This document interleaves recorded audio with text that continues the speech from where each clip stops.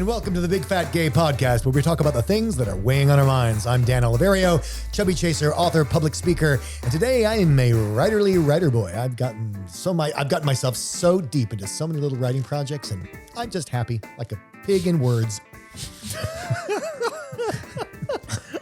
I'm just picturing a pig wrapped in newspaper now. I'm Trevor Keyson. I am a super chub living here in Los Angeles, and today I am a coffee boy again. I have my iced coffee. We all are. Yeah. For the first time, maybe ever, because Don got a latte. I did. I finished my coffee. But you had some coffee. Yes, I did. I had plenty of coffee. Thank you very much. My name is Michael. I am a chaser, and very, very soon, by the time this episode comes out, I will be a 32-year-old 30s boy. Da, da, So, da, da, da. watch out. End of show. My name's Don Marshall. I'm a big chubby guy living here in sunny Hollywood, and today I am a spicy chai boy, everybody. Everyone ready for a spicy chai kind of show? Sure. This is why I don't caffeinate before shows. I can get a little weird. But he took our pistols away. Oh, I still have mine.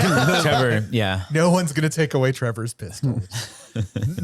Michael's 32, but we also have another thing. Our Patreon is live. That's right. Our Patreon is 0 years old. Yeah. Newborn. Fresh to the world. Still got a soft spot. Don't touch And it. So the And Patreon's it is gone going. live. It is going either good or bad, depending on what's happened in the last 3 days. Yeah. Well, our Patreon's gone live. We're going to have links to it in all of our social media, I'm sure. So at the end of the show, we'll have our lovely scroll as delivered by Trevor. Or just go now, patreon.com/bigfatgaypod. That's right. Wait, I didn't catch that. Could you say that again, Trevor? patreon.com/bigfatgaypod. Oh my God, it's like the Borg. Now somebody else has to add in. One more time. I didn't catch that. Patreon.com. Dan, come on. We already said it. Go there. Give us some love for Yeah. Michael. Yeah. It's going to it will be life changing for our podcast because our Life extending, I think is the term that we're going it's for. just sad, when we finish recording, you find Michael curled up underneath his desk, sobbing gently in the dark. No, it pays for editing, among other things.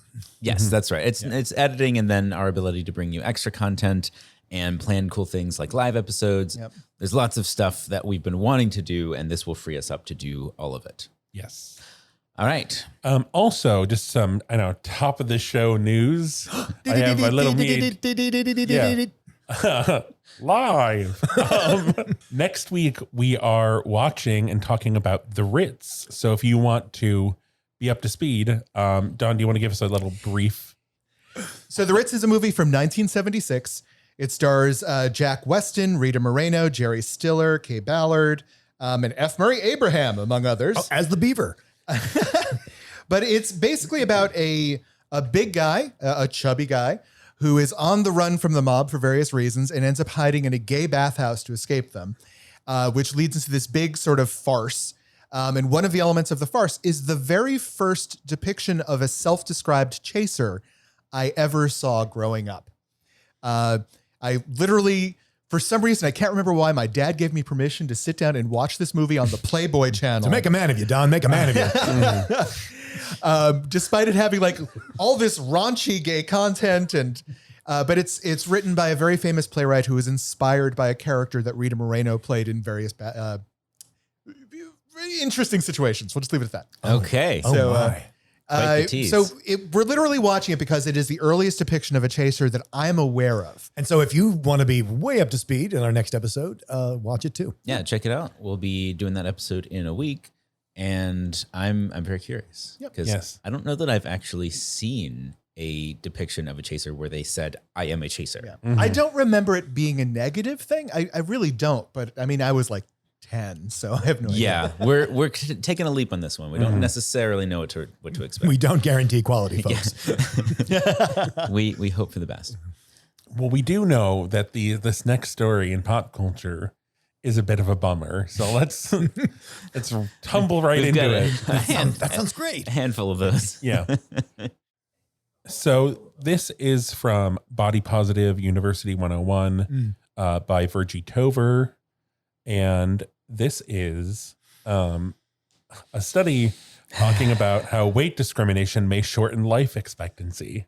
Yay. Well, what I do like about this is that it's not just hanging the yoke of like, well, you're fat, you're going to die. It's like, Right. no, you're abused. That's why you're going to die. Yes. Yeah. Weight discrimination. Yeah. Yes.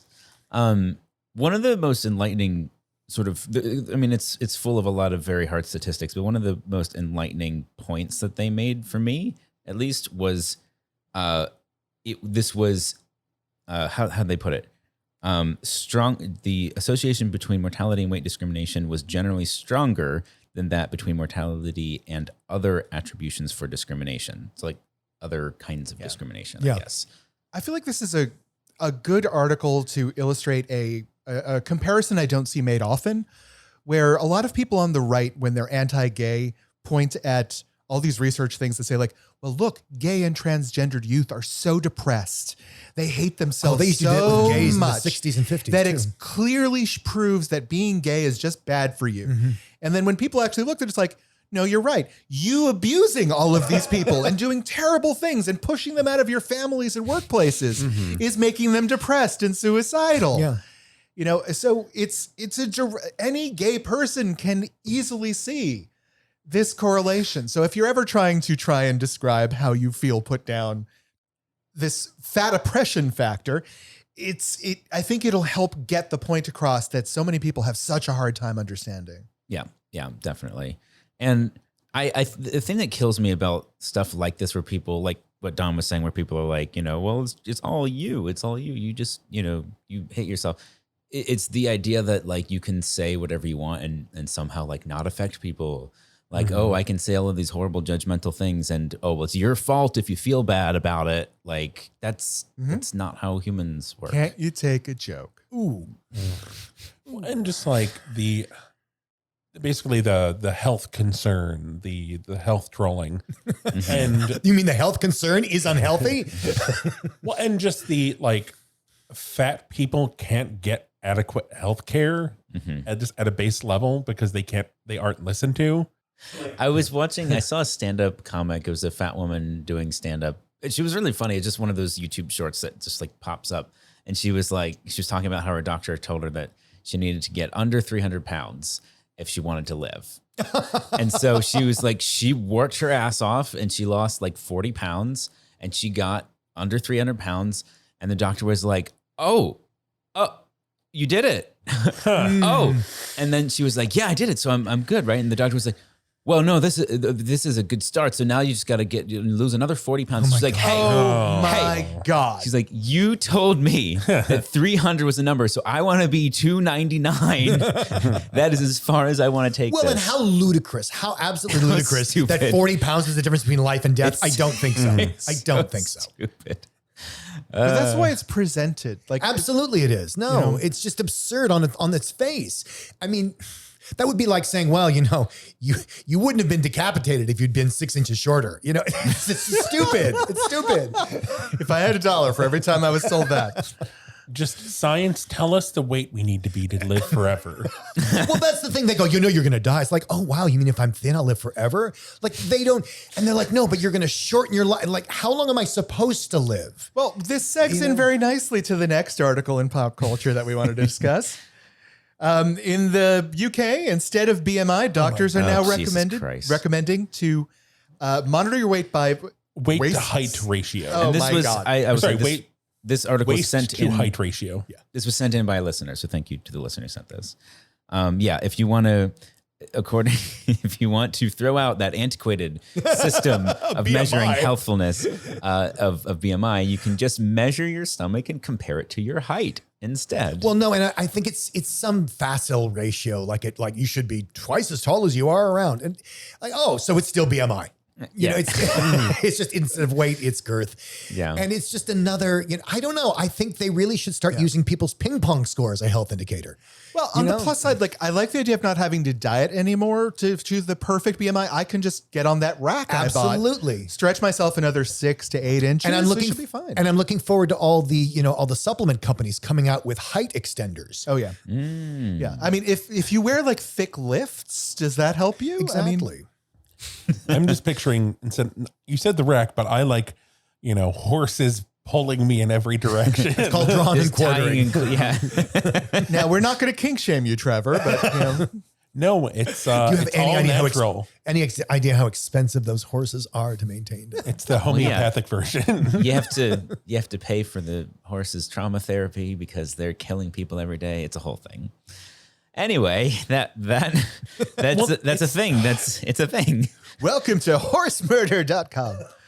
What just drives me crazy is like, I feel like everyone used to be all about the waist to hip ratio. Ah, yes. Oh, Which then it's like, yeah. oh, well, that's junk science. BMI is far more accurate. I mean, at what point are we just going to admit that, like, I don't know. Ugh, it's such a, yeah, I just love this whole slant here. It's like the simple calculation can help you check your health risks at home. But like, that's not, Stop it. what, like, yes, you can also go on, Google and look up, health risks and get the answer for cancer, for what's every It's single. gonna kill me today.com. Yeah, No, like, okay. The new thing after this is going to be, the show Hole in the Wall. no. If you can get through, there's a big wall that comes towards the contestants, and it's basically like a little silhouette that they have to like shape their body like, otherwise they get knocked into the water, and that's how we'll measure the alternative to BMI. I think that's awesome. Yeah. If you just, yeah. It gives new meaning to the term health screening. We literally force you through a template. A fine mesh screen. That's a Kaiser Permanente's. Yeah. That's why I'm dropping them. Yeah. So weirdly enough, none of us feel that good about the whole like proportionate measuring, deciding your body. This is- No? Well, and not to mention all the stuff that's come out about how, this is all these body, I mean, it's done for Caucasian males. Yeah. Oh, yeah, because absolutely. that's the highest form of life apparently on the planet. And then everybody else just falls No, away Dan, from that don't standard. be stupid. It's not the highest form of life. It's just the only form of life worth preserving. Yes, sorry. Got that wrong. Wow. Ridiculous. It's ridiculous. On the face of it, if you start thinking about it, you're like, wow, that really can't be right, can it? Yes, it is. Yes, it is. It's always right. Jesus. Yeah, it doesn't take into consideration the fact that we are a wide variety of bodies across the world naturally occurring. Mm-hmm. They argue for the waist to height ratio that it's better, but it's still not. I mean, it's still not. It doesn't take into account. There's so many factors of bodies across, just bodies are so diverse that there is no one size fits all thing. You know what it feels like? It's like you can measure the size of your finger to see whether or not you'll fit the ring. It's Yeah. like there's No. one ring, and if you fit that ring, you're good. Otherwise, your finger's gonna fall off. Well, you It's know, like, but that's not Well, if you if you like surgically attach a ring that's too small for my finger, then of course it's gonna fall off. Well, yeah, that reminds me of, I think we're going to talk about this next, clothing sizes. Yes. That you're supposed to be the size that fits the clothing, not the clothing fits you. Well, okay, but so are you taking us into Fat Watch? Because there's a way we do that. Oh, Around here, there's a very specific way that we like to get into the Fat Watch. yeah, that. Here we go. Okay. Oh, I remember this part. Is this?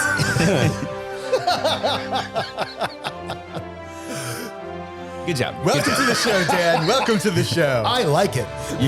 This is only the 97th episode. It's okay. Once he hits his stride, he gets used to doing this sort of thing. Yeah, you'll catch on quick. It's Fat Watch 2022. And I was surprised, thrilled, titillated to see more from Input Magazine. Yeah, input on a roll.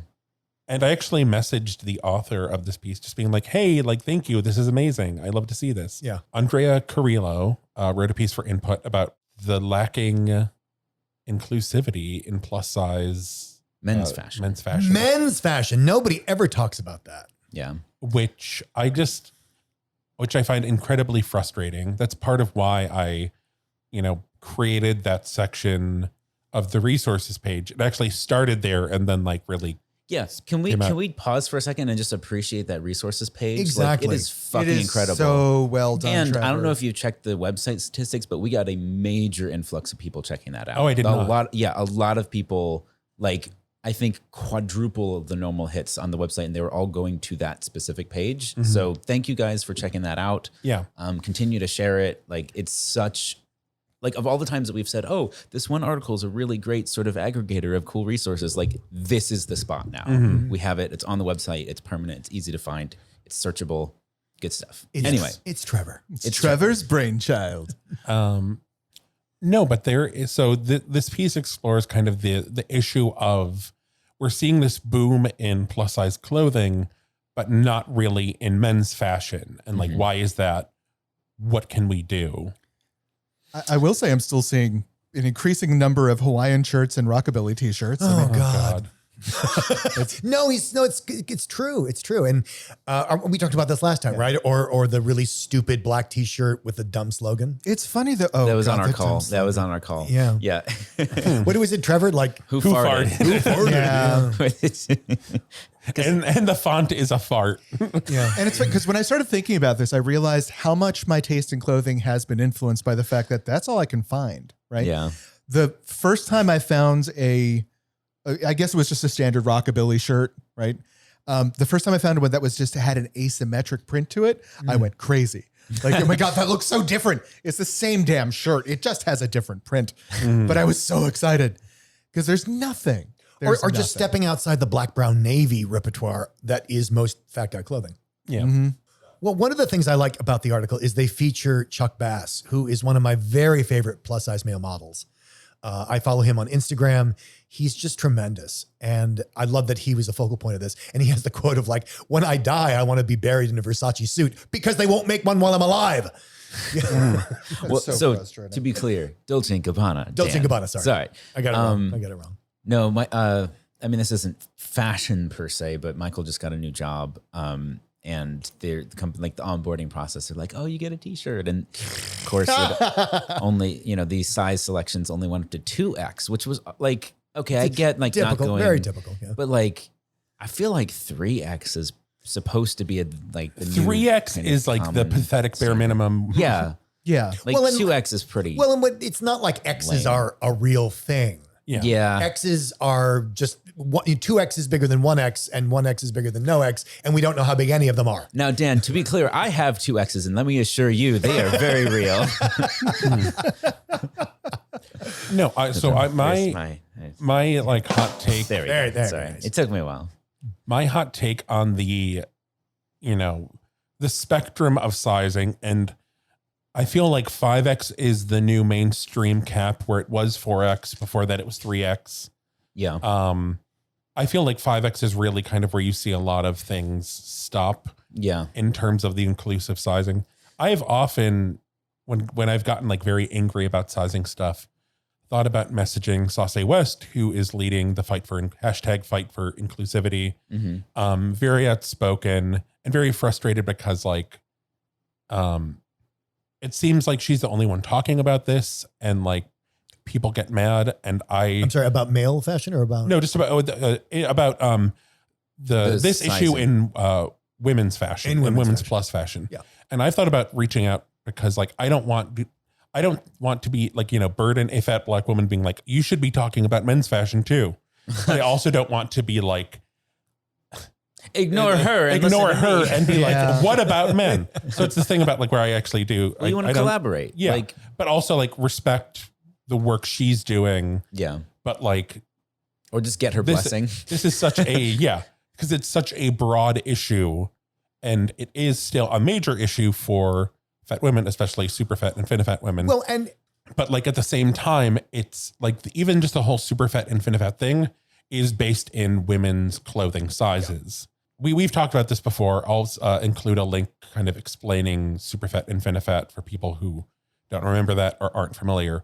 But like there is not even really the language to talk about this within Ooh, the maybe male well, side of things. there is in the gay scene, if then Chub Chaser scene, but that is I mean, very but insular, even that is very, very still like insular. there's not There's really a sort of a- definition of like how super do- chub, mega chub, and Yeah. those terms come from. Like- I mean, Chasers.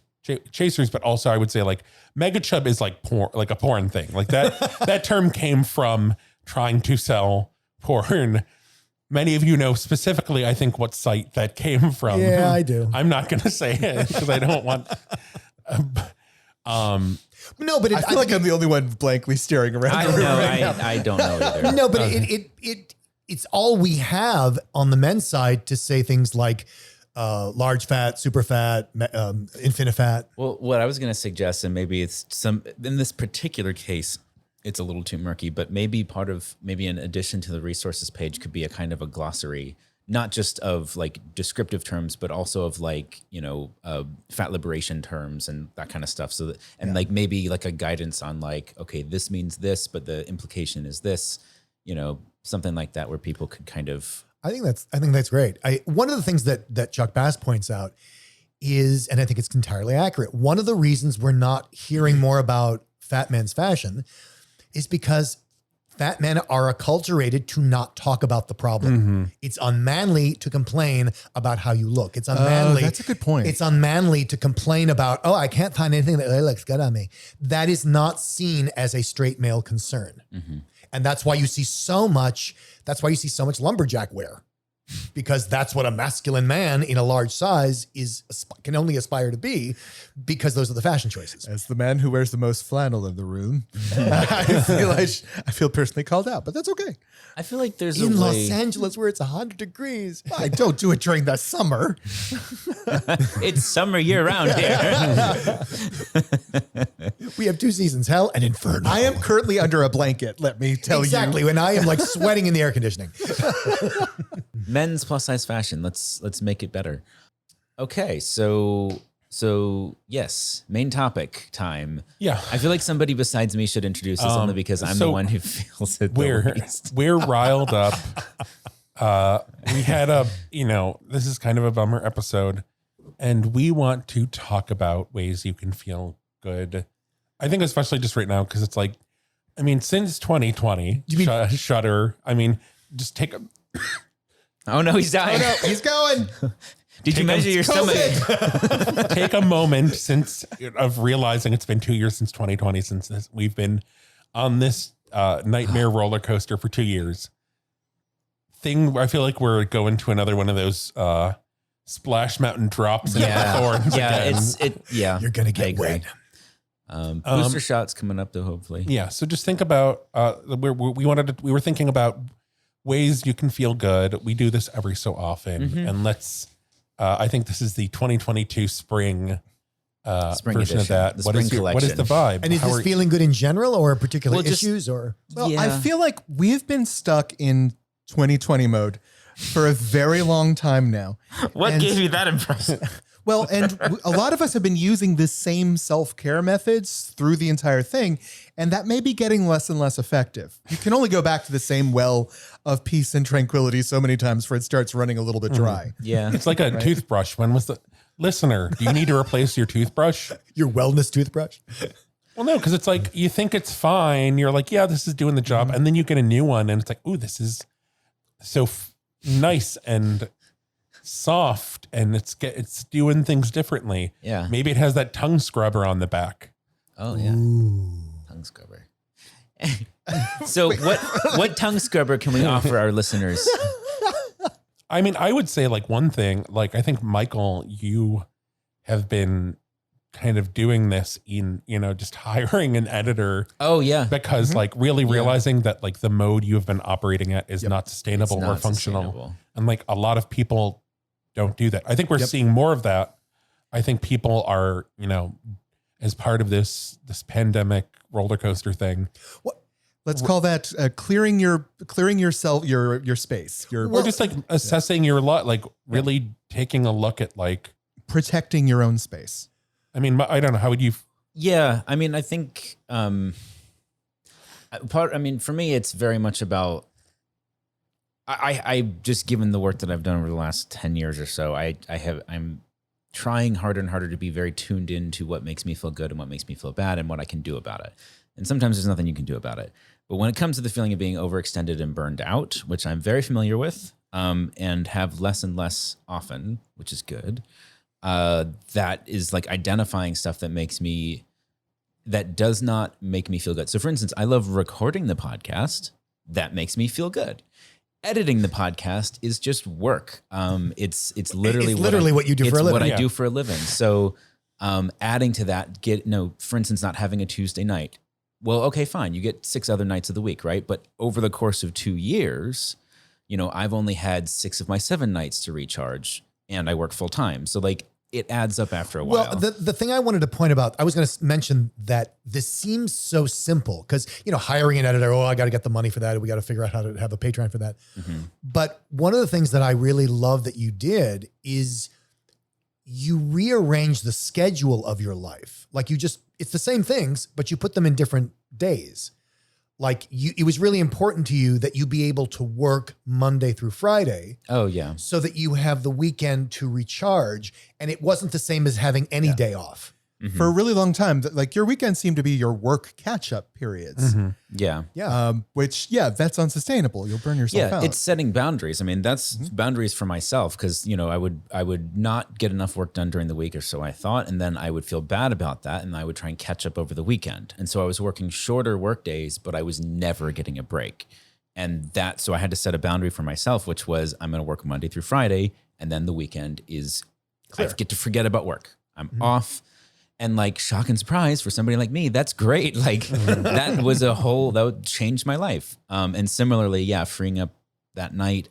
I mean, look, I feel like I did this for 2 years and I did my best, but at this point, like it is a self-care method for me to say like, we need to hire somebody. So if you're feeling a sense of burnout, maybe look at the things that you don't either need to do or want to do and see how you can minimize that. I wanted to talk a little bit too about like body image and like people feel bad about their body and everybody knows you don't just feel bad about your body. You don't just feel good about your body. Mm-hmm. It changes day to day. It can even change throughout the day. Mm-hmm. Like you feel like you look real cool when you leave in the morning. And then somewhere in the middle of the day, you catch yourself in some reflective surface. You're like, oh my God, I can't believe I look like that. And then there's the other component where, and some people might identify with this, where somebody gives you a compliment and you dismiss it, but somebody says something like, that's slightly negative, and all of a sudden that's your day. Uh-huh. That is so my brain's modus operandi. It drives me crazy. To the point where if someone gives me a compliment, I'm like, well, thank you. Now let's move on. And what's the thing you want to actually say? It still gets dismissed. Or some people will be like, this is the classic. I find this is like the fuck you. If sometimes when people compliment your body, you'll still say like, well, thank you so much for saying that. Which is like, wow, I appreciate that you have that opinion, but it's wrong.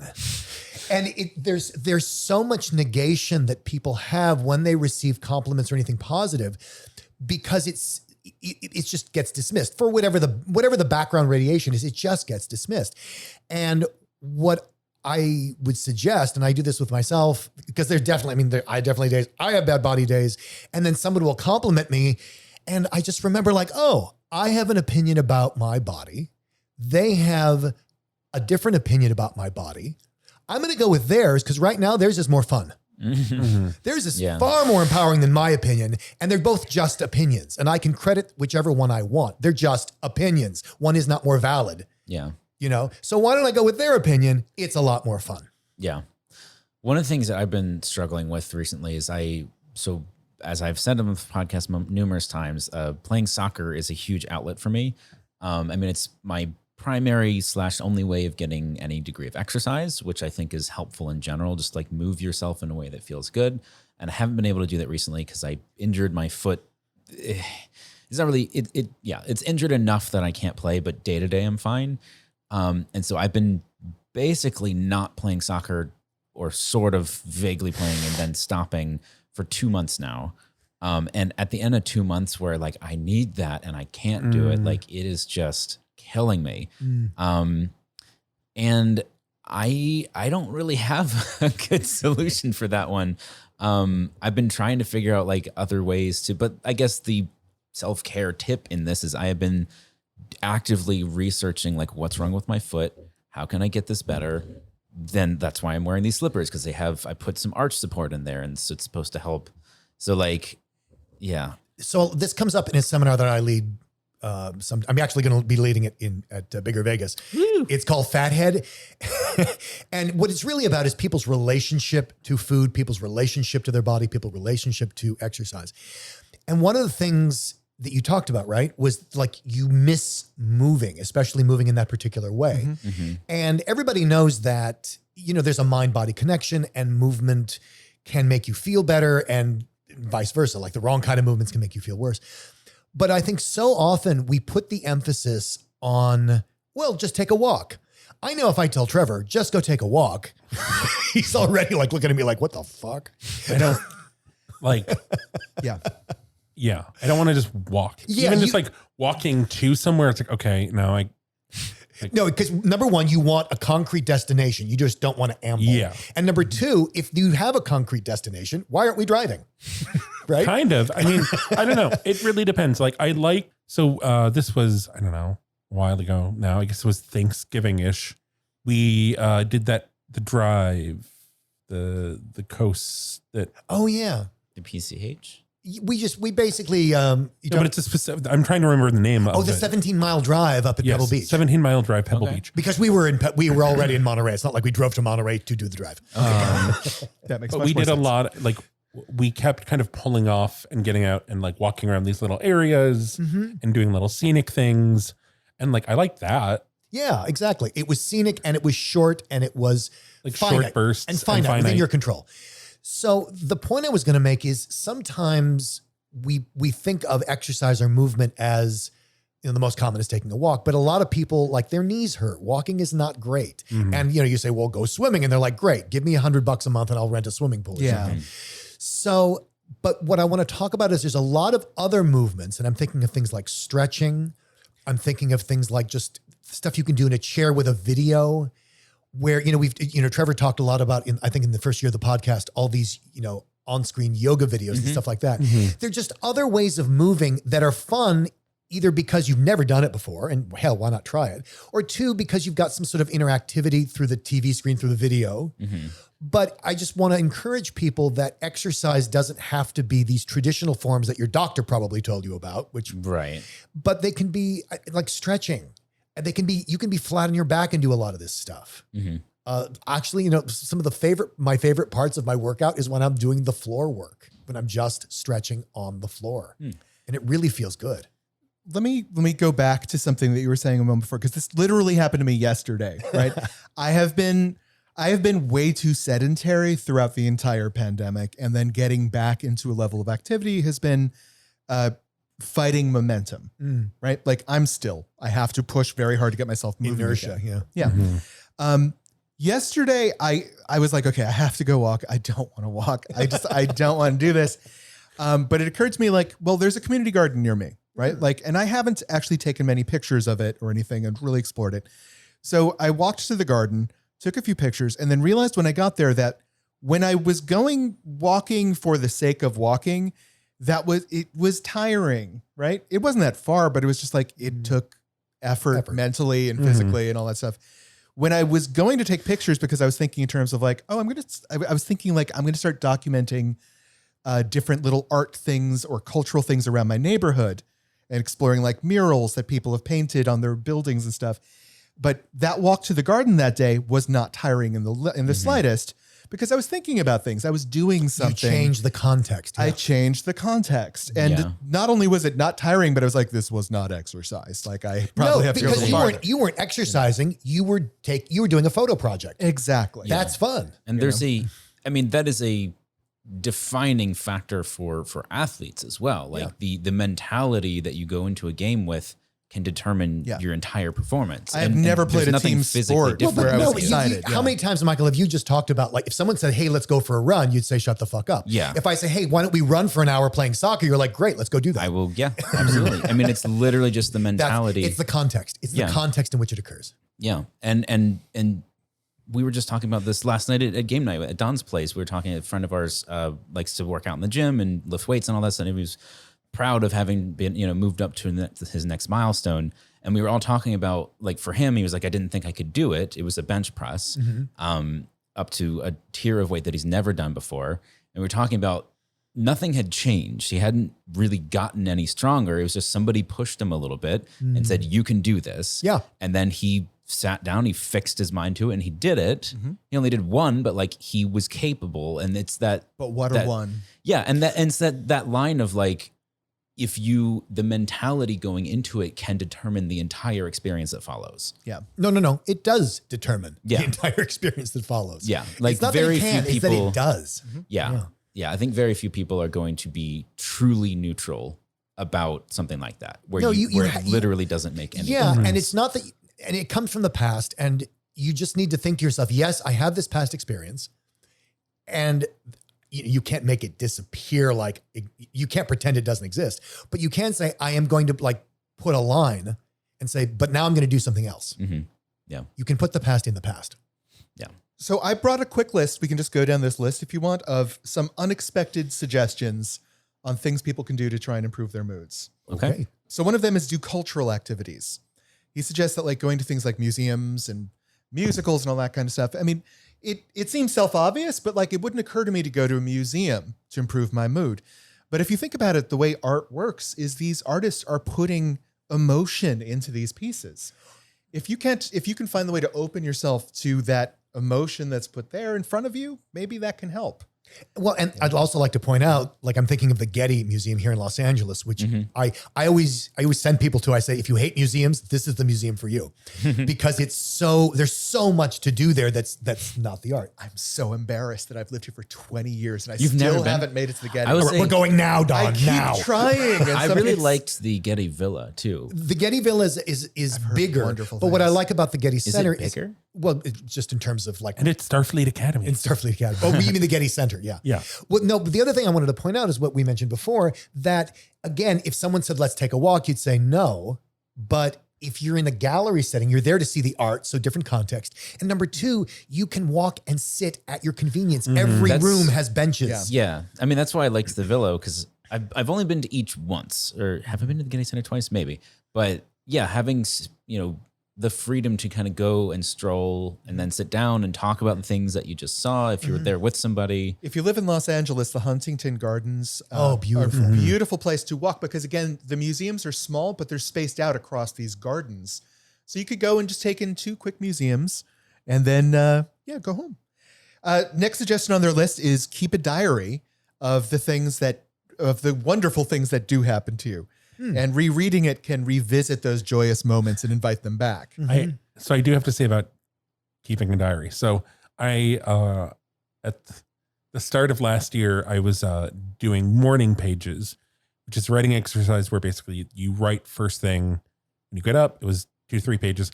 But when I hit January 6th, Oh. Oh, God.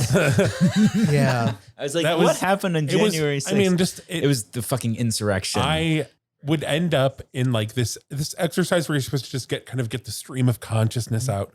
Would end up getting myself so worked up. Yeah. I think this one they were trying to phrase it a little differently. It's Yeah. more of a Yes. document of what good things you want to hold on to. So like one of the examples they have here is just that barista you liked. Did you talk to them today?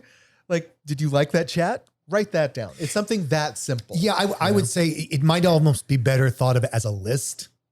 Or Yeah. as like you could just jot down this thing that made you feel good. And they're just like little, or think about it as 2 sentences on 1 page. And then you turn the page. Some other suggestions they have is not only meaningful conversations with close friends, but new conversations with strangers, right?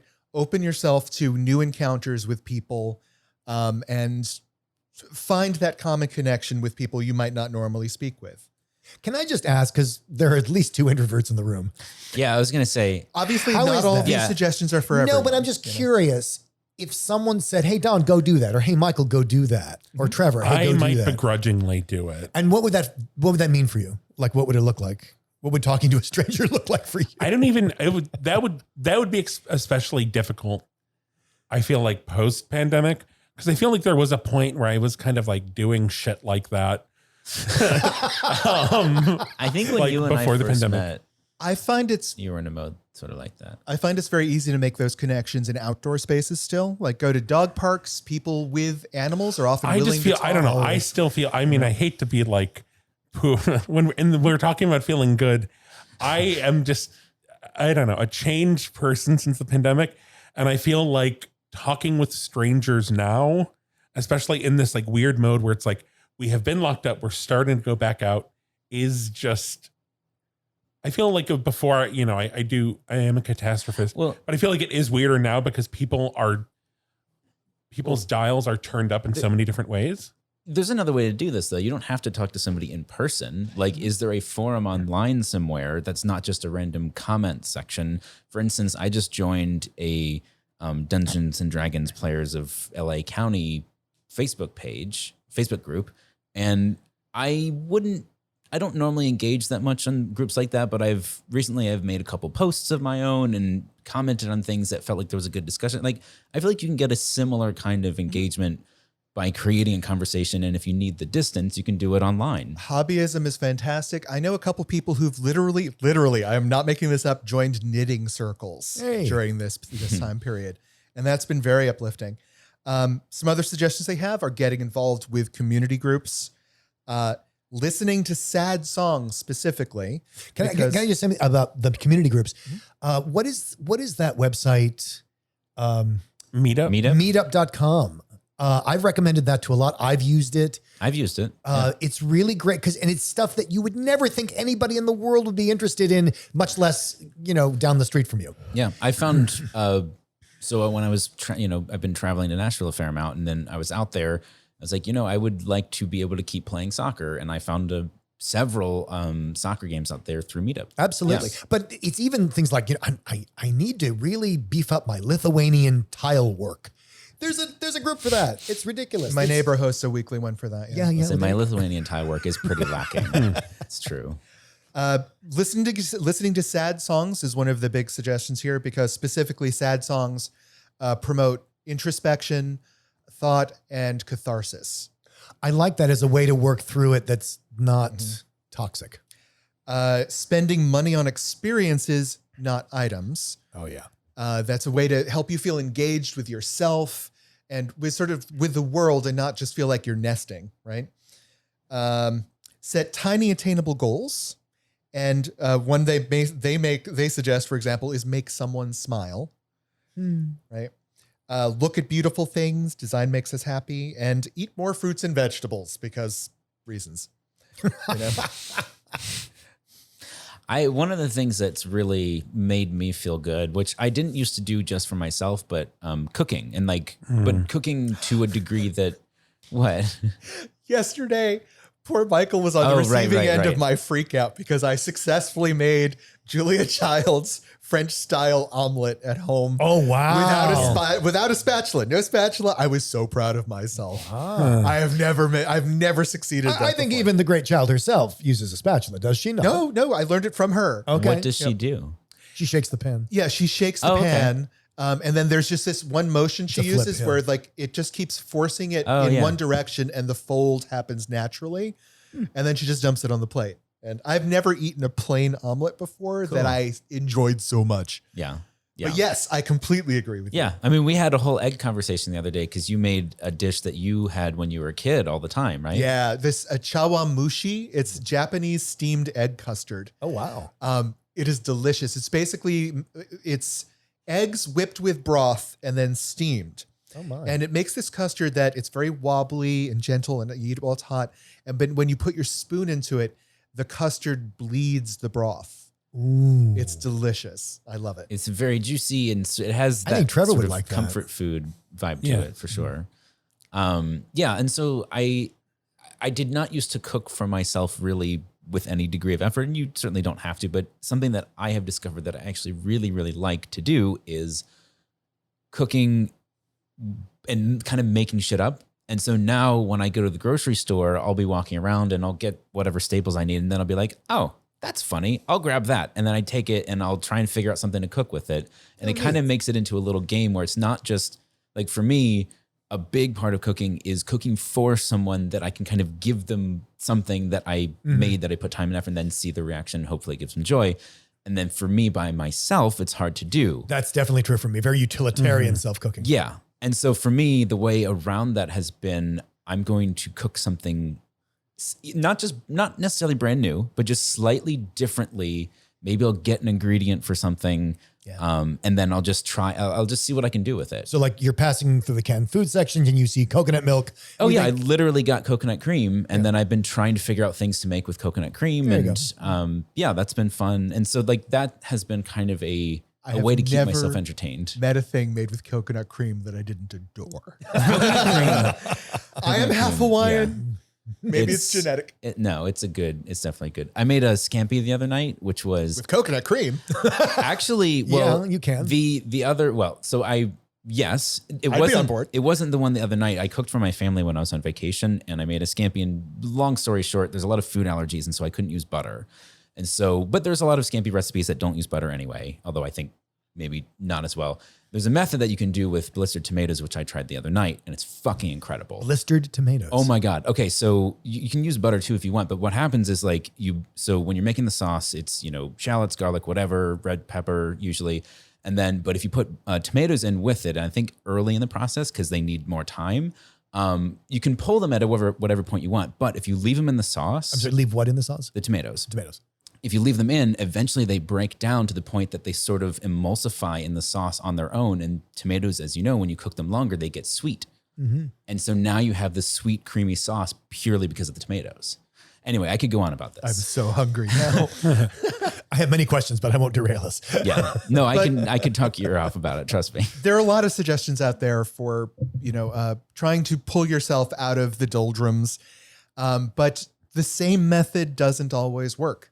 We need some variety to those things. So think about it. Yeah. Yeah. Do we have a tip?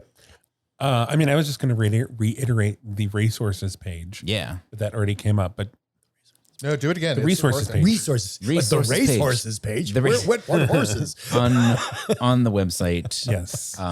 Yes. It's a good stuff. Okay. Well, I have a bit today, but our bit is just going to be a little bit more of a conversational type thing.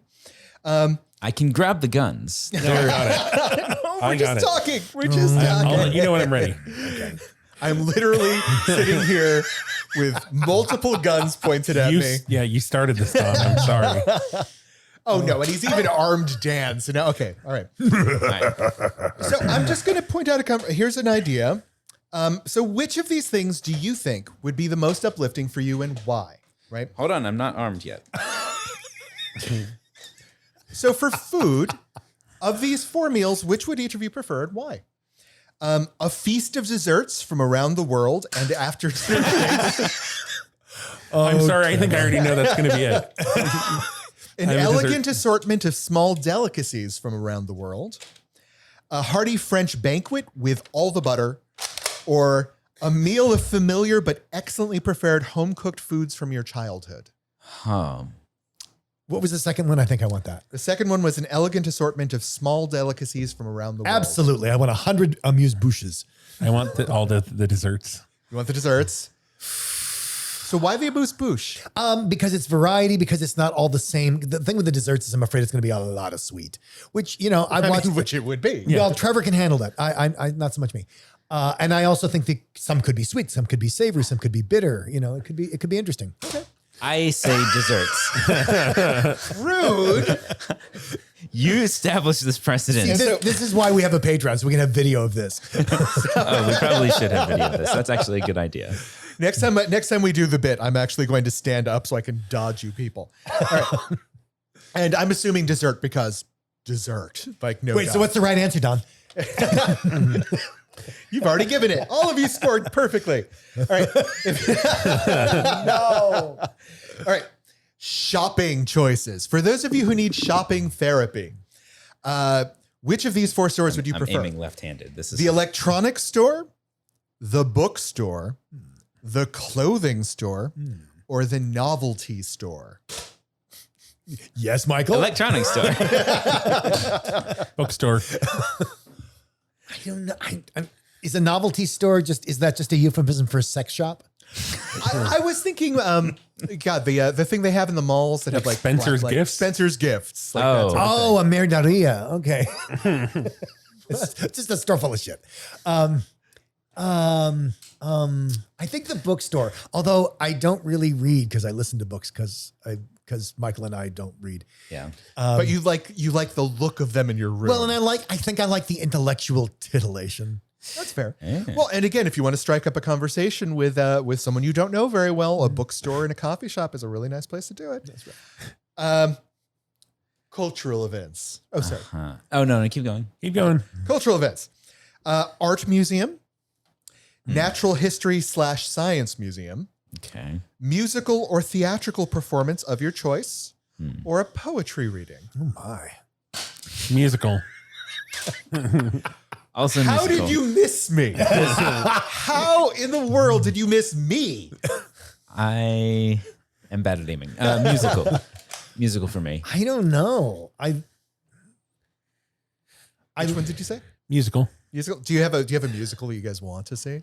I mean, I had seen a couple musicals on Broadway when I was a kid, and then there was a gap of maybe 10 years where I didn't see any, and then went to see at the Pantages Theater here in LA, Wicked. Oh, that's where I saw it for the first time too. Yeah, and I actually went with Sam. I don't know if anybody remembers us talking to Sam. Oh yeah.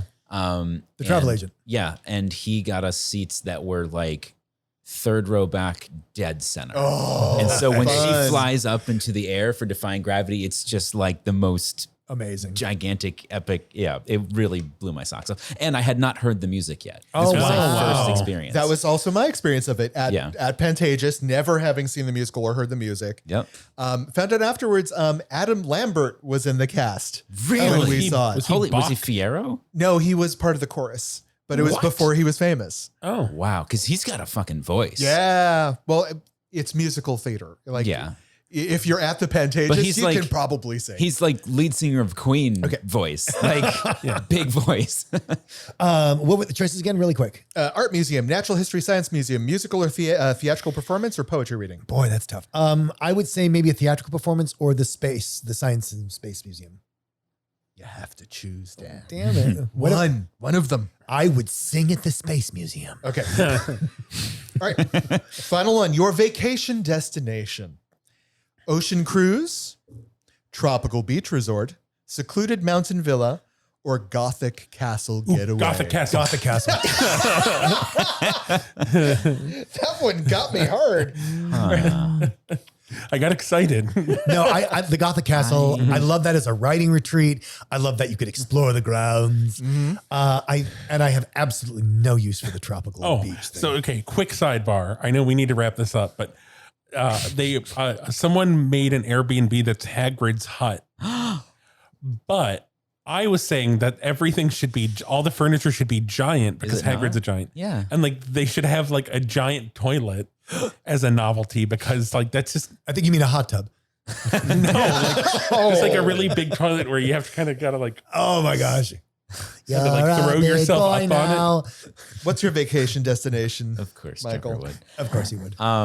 I'd be happy with any of those, honestly. I think the one that I would pick would also be the Gothic Castle, only because I haven't done it before. Yeah, I think I've done the rest of those. I'm really jealous. I'm hooked. I have a bunch of friends that are part of the new Dungeons and Dragons online performance community thing. They have a yearly getaway where they all go to a castle in Ireland and role play all weekend long. cool. And That's exhausting. Is it like a LARP?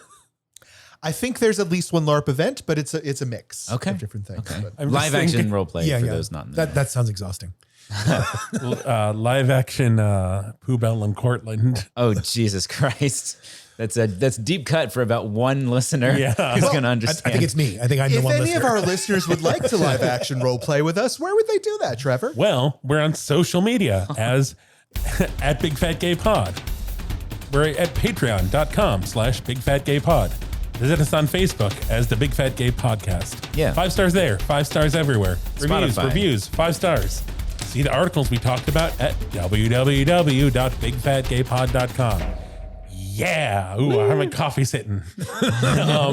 Maybe you are you're strolling in a garden because Don told you to, and you see a strange, an unusual flower, and it's closed up, but you see petals peeling back, and you lean in, and the flower opens, and it's Michael, and he's got a dart gun. So Watch out.